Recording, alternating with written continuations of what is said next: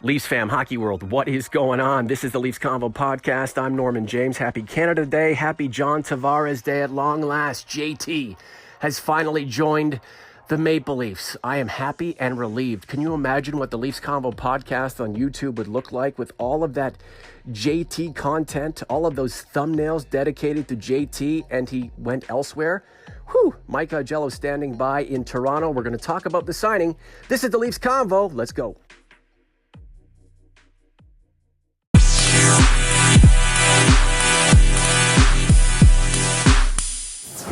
Michael, happy Canada Day. Happy John Tavares Day. Hello, Norman. Yes, it's a wonderful day in Canada for many people celebrating the holiday, but it's also a wonderful day in Leafs Nation because they got their man. Yes, the deal is done, and I love the official tweet from John Tavares when the information came down and was stamped and approved. The picture of him sleeping in his bed with his Maple Leaf bedding and his little Star Wars N1 starfighter over his head. What an incredible picture. Beautiful stuff, Michael. Yeah, it shows that that was part of the reason why. I mean, there's a lot of news filtering out right now. Apparently, according to Darren Drager, it sort of turned in the Leafs' favor over the last couple of days, Thursday and Friday, and then they hammered out the deal yesterday. So, I mean, and according to a lot of reports, he turned more money from other teams. Apparently, one team offered him $13 million AAV over 7 years, and the Leafs offers coming in at 11, which I think is, for his talent is quite manageable, and I'm sure like the other ancillary things he'll be able to get in terms of advertising and all those things in Toronto is going to make up for any difference. But it's a big contract. It's a big move by Kyle Dubas and Brendan Shanahan, but I think it's a move that needed to be made if this team was going to jump into this vendor. Norman James with Mike Augello, a special edition of the Leafs Convo podcast. Happy Canada Day to my Canadian friends and my American friends as well. It's happy John Tavares signing with the Maple Leafs Day. Beautiful, beautiful stuff. You got to give JT credit. He showed courage, bravado, and he understands the history of the game and his potential place, not only in the history of hockey, but in the history of the Maple Leafs, potentially becoming captain. Maybe, we'll see. But we have to applaud this guy for showing courage and, getting over the hurdle of leaving a place he had been for a decade, knowing that joining the Maple Leafs really did mean a lot to him and will mean so much to millions of hockey fans. Bravo, John Tavares. Yeah, and I also think, I mean, we caught wind of this over the last, I'd say month or so, the scrambling by the Islanders in terms of, hiring Lou Lamoriello, all out for Barry Trotz and all these things. It was to, in my mind, it was to sort of make up for 9 years of bad ownership and bad man, and wasting a great player's young career, sort of wallowing in mediocrity. And I mean, this is different than 2 years ago where Steven Stamkos was looking at the Leafs as the last place team, Matthews being the number one pick and Mitch Marner winning the Memorial Cup. There was nothing really to come to. It was a lot of big question marks, whereas this team now is more fully formed and needs that one big piece. Now, they're nowhere still that need to be $1 million cap hit this year. They still have $14 million under the salary cap, and we'll see what Kyle Dubas does to fill in the holes on the roster. If Kyle Dubas somehow pulls off a deal for a defenseman that we know the Leafs need, with John Tavares, like this group of forwards, come on, is there a better group of forwards in the league? I doubt it. Certainly not a crew of centermen. The Leafs have that in spades up front. If they can make the appropriate alterations to the defensive end of things, is it conceivable that the Maple Leafs could be a legitimate cup contender come October? Yeah, I think that the defenseman is a key, and they have to get William Nylander signed to probably a bridge deal, and that's something that to be concerned about. But really, the focus is going to be on defense. Now they may go out and sign it. So I've heard the name of Calvin DeHaan being mentioned. That DeHaan is former teammate of Tavares, and apparently they're good friends. So that's a possibility, and I don't think it would be too costly since he only played, I think, 33 games last year. But they do need to add a defenseman, and if they can't do that, then they're going to rely heavily on their forwards. And I think you sort of need a balance to be able to be successful. So we'll see where Dubas goes in the next few months.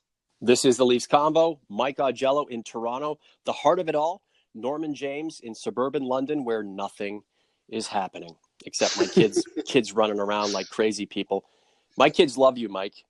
Erica's already drawn some pictures of you. They're not quite flattering yet. So once they skew to a little bit more of a flattering menagerie of your excellence and your beautifulness, then I will unveil it certainly on the Leafs Convo. So let me ask you real quick. We're not even going to broach any sort of topic or subject that would touch on a potential posturing or fight for the room, or fight to see who is going to be the de facto leader of the team between Austin Matthews and John Tavares. I mean, Matthews is a lot younger than Tavares. Tavares has been through more battles. We know Matthews has some growing up to do, like all young hockey stars or athletes, anybody at the age of 20, 21. But we have to think that there is going to be a coalescence and a cohesiveness that we should expect, and that will definitely come to fruition sooner rather than later. Well, according to the reports, Matthews was sort of part of the process. He did contact Tavares and encouraged him to come to Toronto. So I don't think that's going to be a problem. I think, the organization is going to look to try to extend Austin Matthews on a new deal, but they have another year on his entry level before that really is a problem. But I think that everything there is fine. If and there's plenty of money to go around, so to speak. So I don't think there's going to be a problem there. And apparently the captaincy was never brought up when it came to Tavares. It was never broached in the presentation. So, I mean, I don't think that's going to be a problem either. And if Austin Matthews eventually is the captain of this team, then John Tavares will be, maybe an associate captain and provide some support for a younger guy. I think the whole concept of the captain in this day and age is passe. You can have a captain if you want. I just don't think it's needed. It's different. It's a different day and age now. I'd rather take a bunch of captains than have one guy like Austin Matthews. This is your team now. And John Tavares, this isn't your team. You're on the team, but it's not yours. It's everyone's team. There are nights where there are periods where Mitch Marner plays like a captain, right? He plays like a Doug Gilmour circa 93, 94. So really it just comes down to who is going to lead the way that night. So, and the idea of having a C, I think for me, it's just, it's for optics only. And we'll just have to see how Kyle Dubas and Mike Babcock want to iron all of that out. I was thinking, Mike, if the Leafs didn't land Tavares, they'd have some explaining to do, you could be the captain. You could be the captain of the Leafs. You could play for the team that you dreamt of playing for your entire childhood, that you probably wanted to play for just before you got drafted. I even asked him the question back in 2009, hypothetically, if you were picked by the Leafs, how would that be? And he, dream come true. And then all these years later, with all this money and this team just on the cusp of winning, they can't lure him here over going to, say, San Jose or Dallas. And then hiring Wes Clark a couple of days ago, we know the ties between Wes Clark and John Tavares are really deep, really intricate, really important. Wes Clark is an advisor to John Tavares. So hiring him, making that public, and just kind of putting out the feeling that the process towards landing JT was moving forward, and then to not land him, I think the Leafs would have had a lot of explaining to do. Lo and behold, they got the job done. And let's give Kyle Dubas some credit. You have to think he was right there in the thick of it, front and center, doing his best to make a case for Toronto, and ultimately he got his guy. I think Brendan Shanahan and Kyle Dubas and Mike Babcock as well, because Babcock was his coach for 2 Olympic appearances, or for Olympic appearance in 2014 in Sochi. And, Tavares apparently liked playing for Babcock, so that was not any kind of hurdle, in spite of the fact that there were some people out there that were saying that was, who would want to be coached by Mike Babcock? Well, somebody who wants to win a Stanley Cup wants to be coached by Mike Babcock. So, yeah, I think this is an example of, if you build it, they will come. And then, again, 2 years ago, this team was at the bottom, and Steven Stamkos did not want to come to Toronto, and that's fine because he had a team in Tampa that was close to winning, but he was going to be looked upon as being the savior. John Tavares is not a savior. He's a piece of the puzzle, and there needed to be a couple more pieces to be added, but he's a big piece. Yeah, it's always nicer to come in to accessorize and to complement than it is to come in and have the weight of the franchise on your shoulders. And I don't think we can downplay the effect that Steve Yzerman had on Steve Stamkos. He had been with him for the most part. Did Steve Yzerman get rid of Barry Melrose? Mike? Yeah, I'm here. Was Barry Melrose associated with Steve Stamkos at any point in his early part of his career?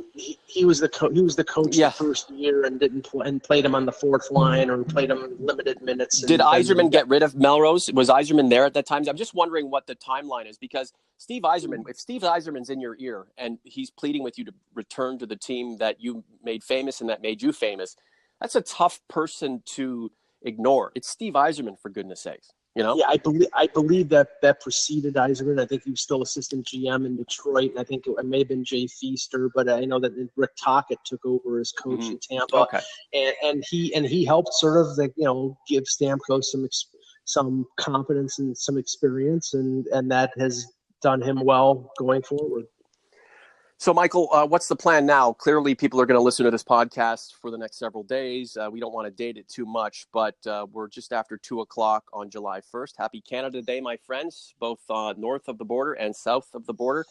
Us Canadians are feeling for you Americans who, need well wishes right now, and we appreciate all of the love back and forth. And that's a really good thing about what's going on right now in Canada and the United States.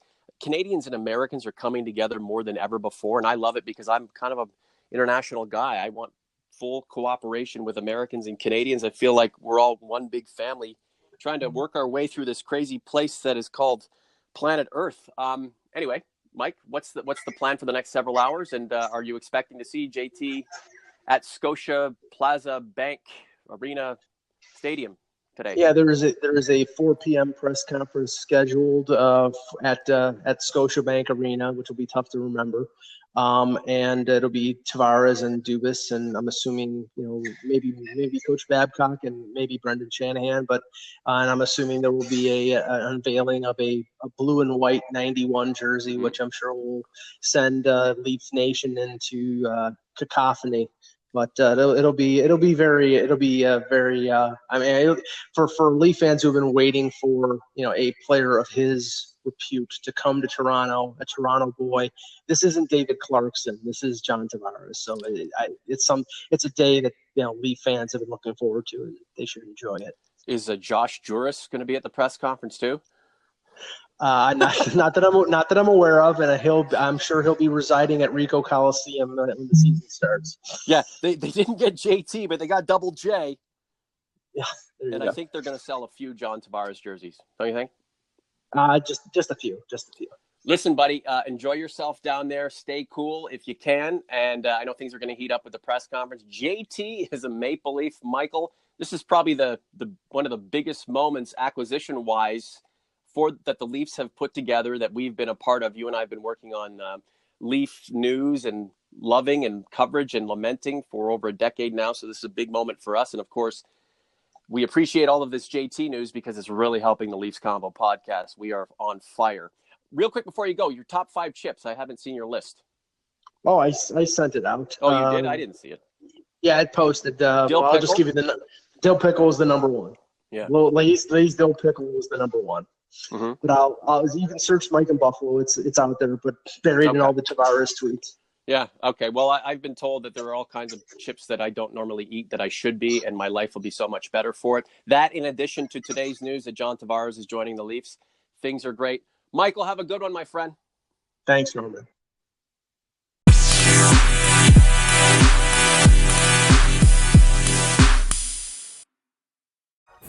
am so relieved. I know you are too. John Tavares is a Maple Leaf. Now it's on to the next. What are the Leafs going to do to improve their blue line? As Mike said, if they can bring in the right pieces before October, this team is definitely a serious Stanley Cup contender. Mike and I will be back with more podcast action on the YouTube page. If you haven't subscribed yet, do it. That way you will be kept up to date, up to the minute, up to the second on everything Mike and I have planned for the podcast in the days, weeks, and months ahead. The Leafs Convo podcast is the place to be, whether on YouTube, Anchor, iTunes, or Radio Public. We have a few more Leafs Convo t-shirts available for purchase. Bonfire.com/TLC-gear. Like 3 days left, $20 plus shipping. Go ahead and grab one. You'll be a part of the TLC OG crew if you do. For Mike Augello, I'm Norman James. Happy Canada Day. Happy John Tavares Day. This is the Leafs Convo. Peace.